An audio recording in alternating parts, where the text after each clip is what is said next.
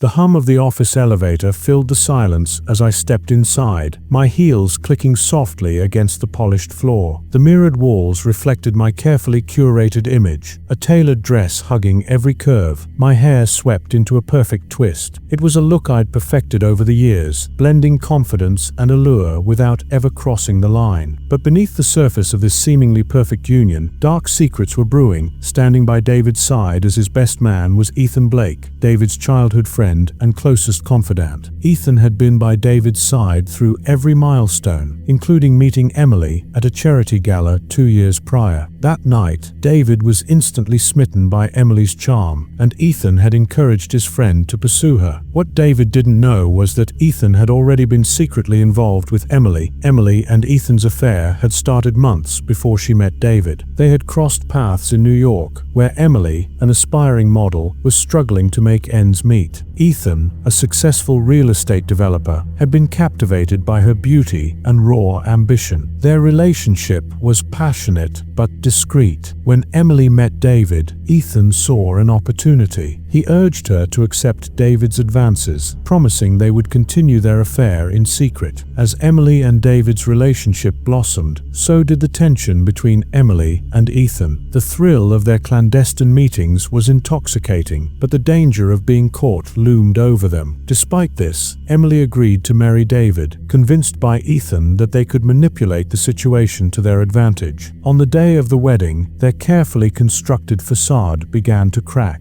At the reception, David was oblivious to the stolen glances and subtle touches between his bride and best man, but others noticed. Whispers circulated among the guests, speculating on the unusual closeness between the newlywed and Ethan. The tension reached a peak during the traditional wedding dance. Emily and Ethan's eyes locked for a moment too long, their chemistry undeniable. David's sister, Claire, observed the interaction with suspicion. 2 weeks after the wedding, David announced that he had to leave town for a business trip. Emily and Ethan seized the opportunity to spend time together. They met at a secluded cabin on the outskirts of town, a place they had used before for their secret rendezvous. There, they indulged in their affair, believing they were safe from prying eyes. However, Claire, who had been increasingly suspicious of their behavior, decided to follow Emily. She parked her car a distance away from the cabin and used binoculars to confirm her fears. What she saw shattered her. Emily and Ethan were not just having an affair, they were plotting something sinister. Claire overheard bits of their conversation through the open window, and one phrase stood out clearly: "We have to get rid of David." Terrified and unsure of what to do, Claire drove away and decided to confront Emily alone. She showed up at the Forster estate the next day, her face pale and her hands trembling. Emily, startled by Claire's unexpected visit, tried to act calm, but Claire's accusations hit hard. She knew about the affair and demanded that Emily end things with Ethan and tell David the truth. Emily, desperate to keep her secret safe, begged Claire not to say anything. "I love David," Emily insisted, tears streaming down her face. "It was a mistake, I swear. I'll break it off with Ethan. Just don't tell David, please." Claire,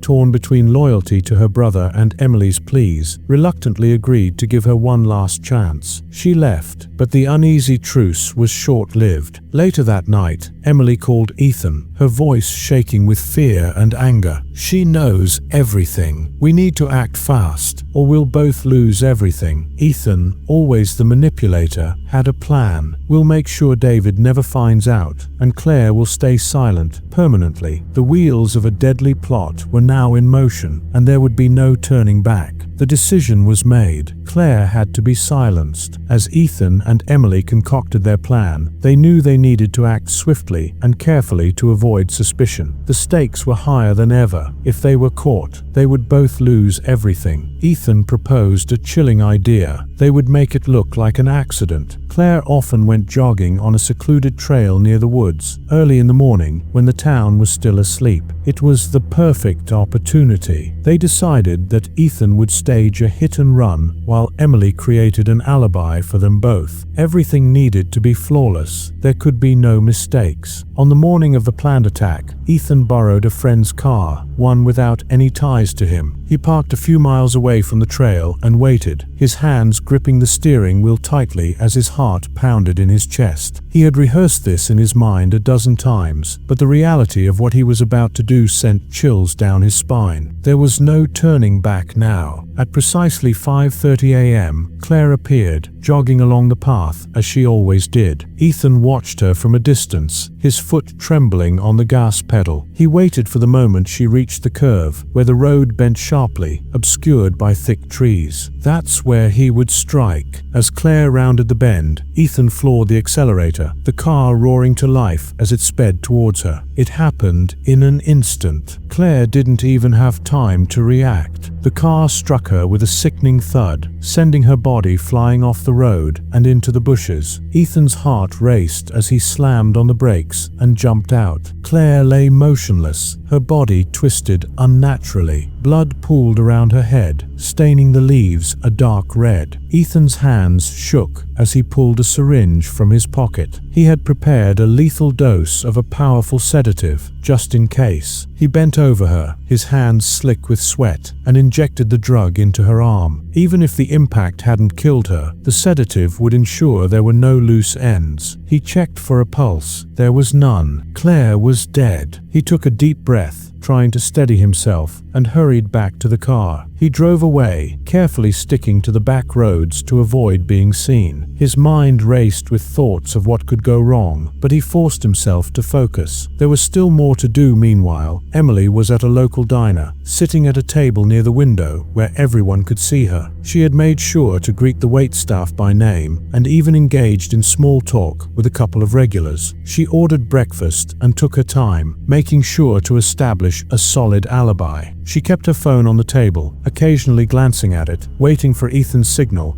When her phone buzzed with a single word, "Done," she knew it was over. She felt a pang of guilt, but quickly pushed it aside. This was necessary. Claire would have ruined everything. As the sun rose higher in the sky, Emily casually left the diner, paying with cash to avoid any electronic trace. She drove home, her mind replaying the plan over and over, checking for any missteps. Everything seemed perfect. She arrived at the estate, greeted the housekeeper cheerfully, and went about her day as if nothing had happened. It wasn't until later that morning that Claire's body was discovered by a hiker. The scene was chaotic as the police arrived, cordoning off the area. They quickly ruled it as a hit and run, given the tire marks and the impact injuries. There was no immediate reason to suspect foul play. David was devastated when he received the news. Claire had been more than a sister to him. She was his confidant, his rock. Emily played the role of a supportive wife flawlessly, comforting him, holding him as he cried, all the while hiding her own relief that the plan had worked. But as the days passed, the guilt began to weigh on her. Every time David looked at her with those trusting eyes, she felt a pang of fear. What if he found out? What if someone saw something that day? She tried to reassure herself that they had been careful, but the anxiety gnawed at her. Ethan, on the other hand, was more confident. He believed they had gotten away with it. He resumed his life, meeting with business associates and attending social events, all the while keeping a close eye on the investigation. As weeks turned into months, the police made no arrests. It seemed that they had gotten away with murder. But then, something unexpected happened. The borrowed car, which Ethan had returned to his friend, was involved in a minor fender bender. The police, during a routine inspection, noticed the vehicle's front bumper had been recently repaired. They decided to take a closer look, but a chill ran down Ethan's spine when he heard about the police's interest in the car. Panic set in. If they connected the car to the hit and run, everything would unravel. They had taken one risk too many, and now, it seemed, they were on the brink of being discovered. The police's interest in the borrowed car quickly escalated. They brought it in for a thorough forensic examination, scraping every inch for clues. When they found traces of blood on the undercarriage, it matched Claire's DNA. This crucial discovery shifted the investigation's focus, turning a seemingly random hit and run into a full-blown murder inquiry. Ethan's confidence crumbled as detectives pieced together the timeline of the incident. They traced the car back to his friend, who nervously confessed that Ethan had borrowed it on the morning of Claire's death. Ethan realized he was in deep trouble. In a panic, he called Emily, his voice trembling with fear.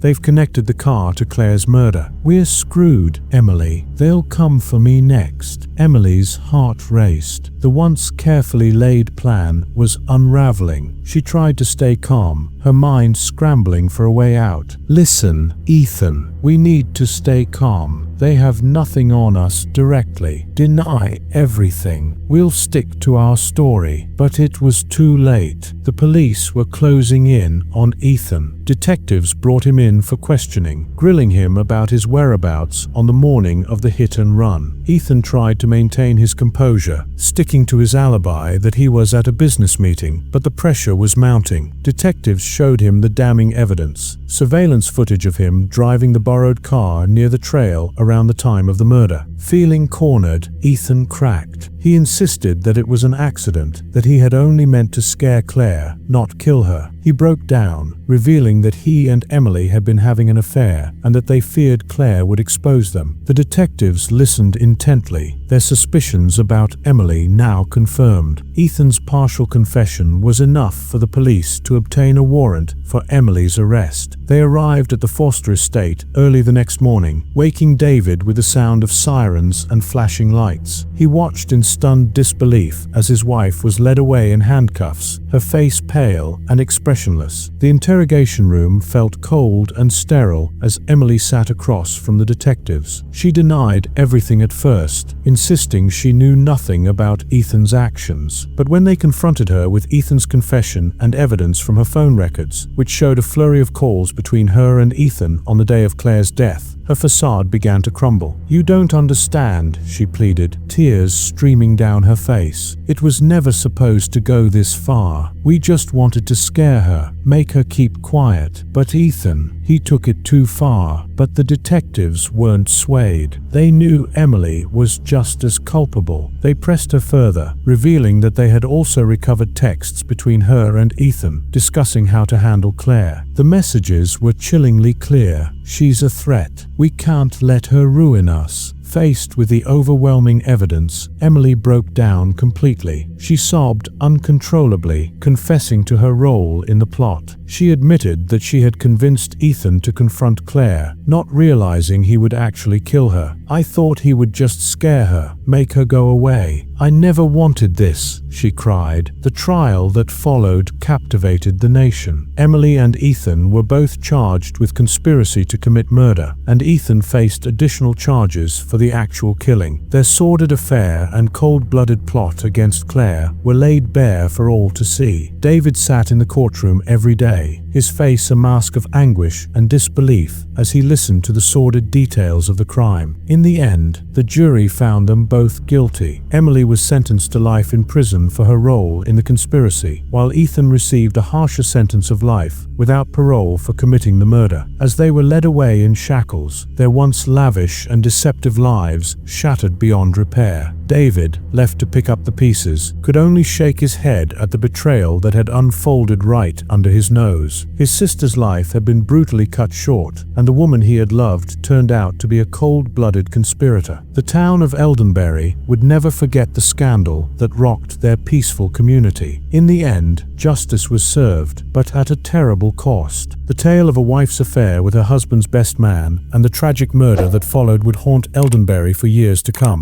A grim reminder that beneath the surface of the most perfect lives, darkness can always lurk.